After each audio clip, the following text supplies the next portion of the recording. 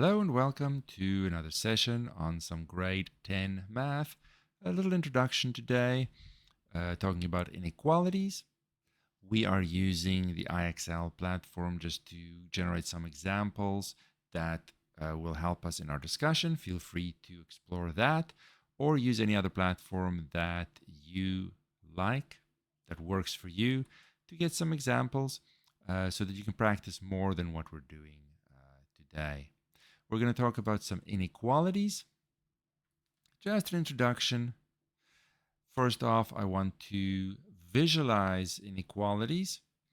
So we have an inequality over here, x greater than or equal to -4. I want to visualize that on the number line by selecting the endpoint in question and which way the line goes and so on. So obviously we are here at -4 and we're going to put a solid dot there because this is greater than or equal. So equal is a possibility and we indicate that with a nice solid dot.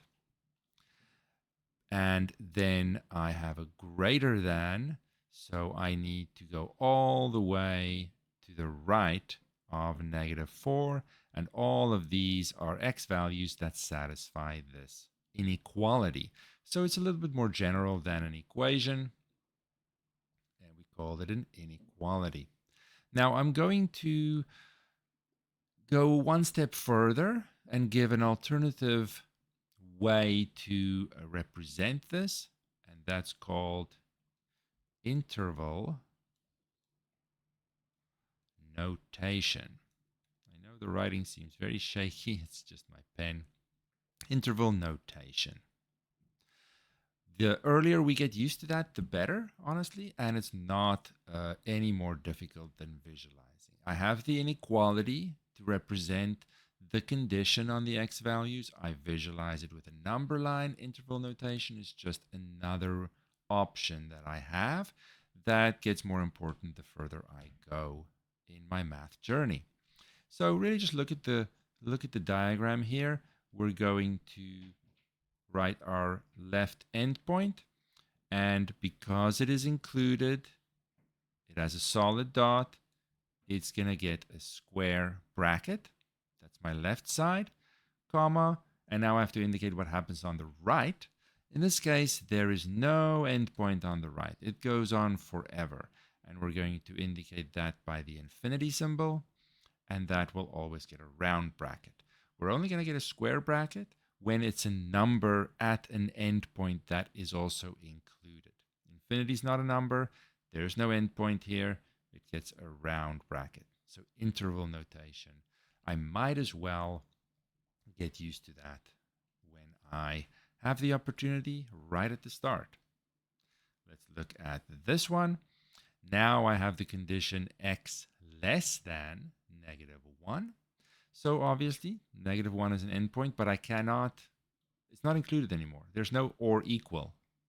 So I'm going to indicate that with an open circle, little open circle, meaning everything close to -1, but not -1 itself.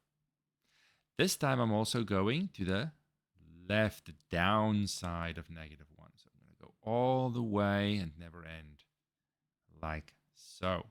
Let's write some interval notation to learn that at the same time. Why not?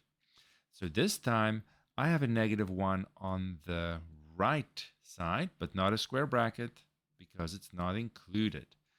If it's not included, it gets a round bracket. So yes, I'm building this just based on my diagram. You can write it left to right, you can write it right to left, doesn't matter. At the end, I'm going to go what happens on the left to what happens on the right. And on the left, there is no endpoint to the left. So that's going to be an infinity. Infinity always gets a round bracket. Let's submit that and see. Terrific, terrific. Let's do one more. Here, we're going to go we're given x is less than or equal to 8. So definitely 8 is a endpoint that I can include. It's going to be on the right because I'm going less than 8. So I'm going to go all the way like so. Interval notation. Let's write it left to right this time. On the left, there's no endpoint on the left. And on the right, I stop at 8. Infinity is not a number, gets a round bracket.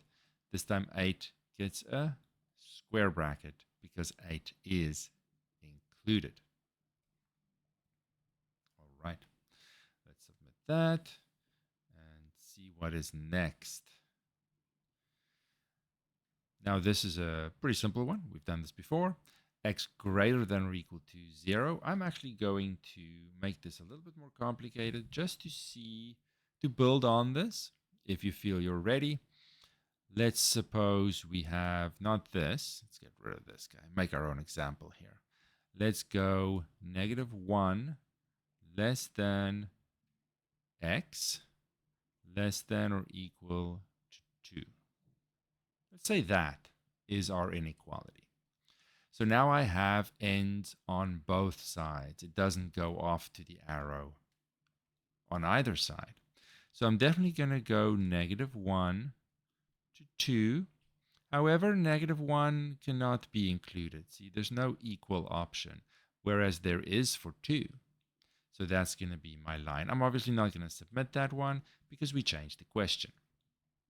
Just to build on, it's not always going to go far to the right. It's not always going to go far to the left. But it's equally simple. Let's write our interval notation over here. It's going to go -1 to 2. -1 is not included, so it gets a round bracket. 2 is included, it gets a square bracket. So we have our inequality that needs to reference a variable. We have our visualization on the number line, and we also have our interval notation, all saying the exact same thing. Now I can't submit that, so let's go back and fix, or not fix, and do the actual question they want. I have to get rid of all these things.